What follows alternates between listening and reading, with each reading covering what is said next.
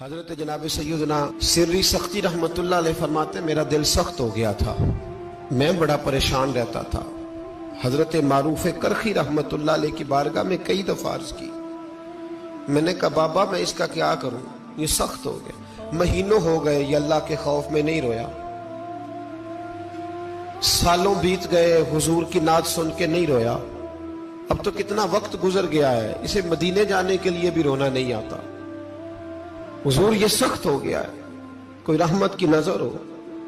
خشکی سی آ گئی ہے، عجیب سی میل چڑھ گئی ہے۔ فرماتے کئی دفعہ میں نے خواہش کا اظہار کیا، ایک دن عید کا دن تھا تو حضرت معروف کرخی نے ایک چھوٹا سا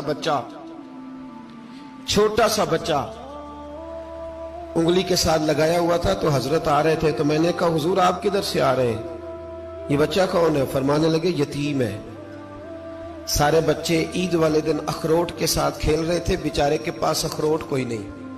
تو حضور آپ کیا کریں گے؟ تو حضرت معروف کرخی کہنے لگے پیسے تو میرے پاس بھی کوئی نہیں اخروٹ خرید کے دینے کے،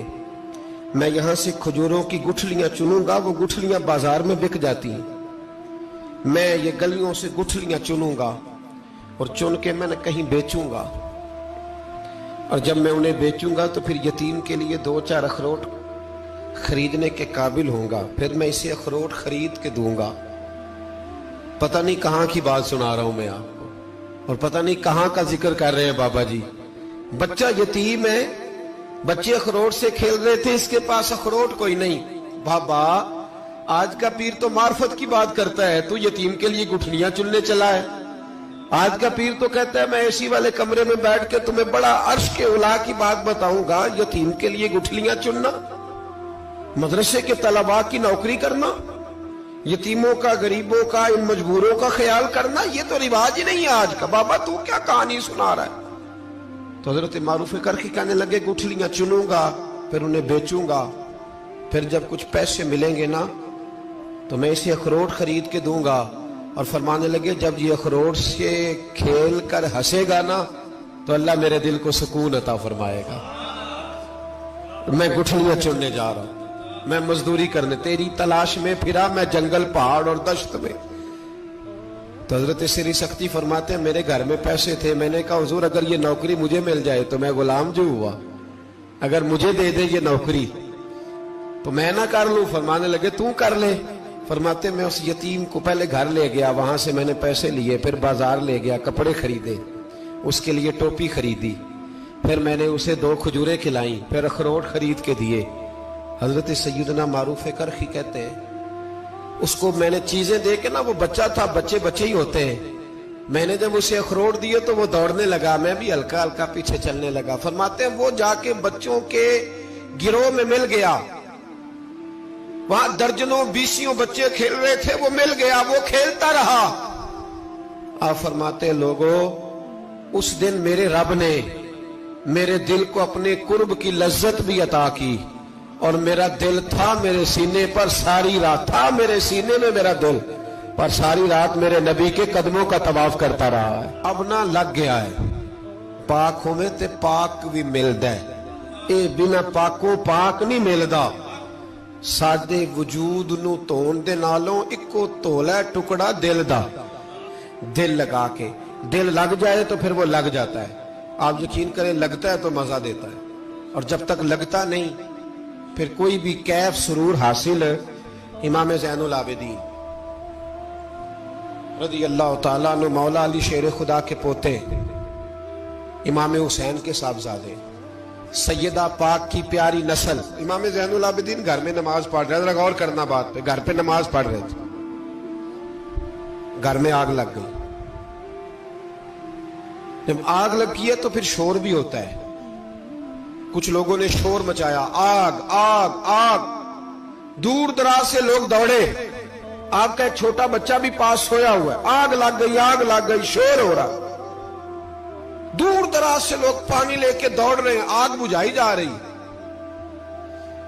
امام صاحب نماز پڑھ رہے ہیں، حکم ہے کہ ایسی ایمرجنسی دیکھو تو نماز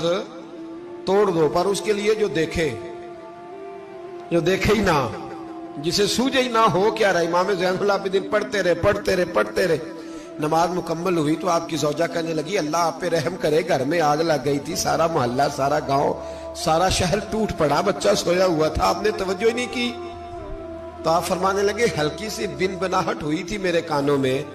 پر میں اللہ کی نماز پڑھ رہا تھا، پر میں اپنے رب کی،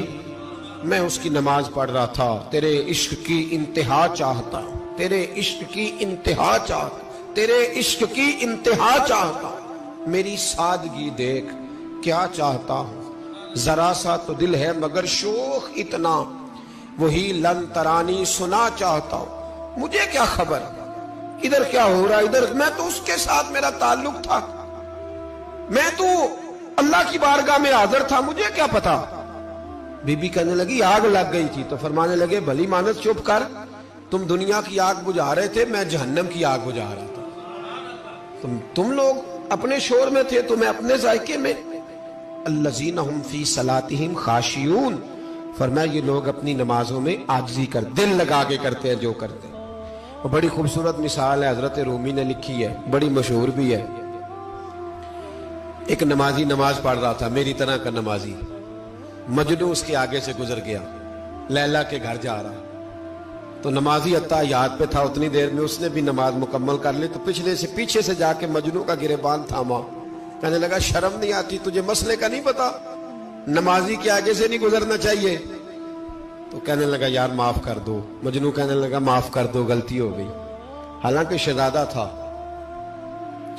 تھا، پر معافیاں کیوں مانگ رہا ہے؟ اس لیے کہ کسی سے دل جو لگ گیا ہے، عاجزی آ گئی، ان کے چل یار معاف کر دے، تیری مہربانی، نمازی ناراض نہ ہو جائے، نمازی بڑے ڈاڈے ہوتے ہیں، کئی دفعہ بڑے سخت ہوتے ہیں، نمازی تھا بڑا پکا، تو وہ کہنے لگا نہیں، نماز خراب کر دی تو نے، تجھے پتہ نہیں آگے سے نہیں گزرنا چاہیے، اور ویسے بھی زمانے کا رواج ہے، جو معافی مانگ لے لوگ سمجھتے ہیں بزدل ہے، یہ بھی بڑا مسئلہ ہے۔ آپ تھوڑا سا کہہ دیں کہ جب دیکھی جائے گی جو ہوگی، لوگ سمجھتے ہیں نہیں ہے دم کم، معافی مانگ لے سامنے والا بگڑ جاتا ہے، الا ماشاءاللہ، لیکن اس کا مطلب یہ نہیں کہ ہم معذرت کرنی چھوڑ دیں، وہ اگر بری عادت پہ ہے تو ہم نے اپنی اچھی عادت کو قائم رکھنا ہے، تو کہا جناب معاف کر دے، تو نمازی کہنے لگا نہیں تجھے عقل نہیں ہے، نمازی کے آگے سے نہیں گزرنا چاہیے۔ پھر مجنوں نے بڑی بات کر دی، پھر ایک عاشق نے عاشقوں والا جملہ بولا، پھر ایک محبت کرنے والے نے بڑی بات کی، کہنے لگا یار نمازی میں تو معافی مانگ رہا ہوں تو نہیں دے رہا، چل ایک سوال کا جواب ہی دے دے کہ میں تو عورت کے عشق میں جا رہا تھا، مجھے تو نظر نہیں آیا کہ تو نماز پڑھ رہا ہے، میں تو بی بی کے عشق میں تھا، مجھے تو نظر نہیں آیا، تو بتا تو رب کے عشق میں تھا، تو مجھے کیسے دیکھ رہا تھا؟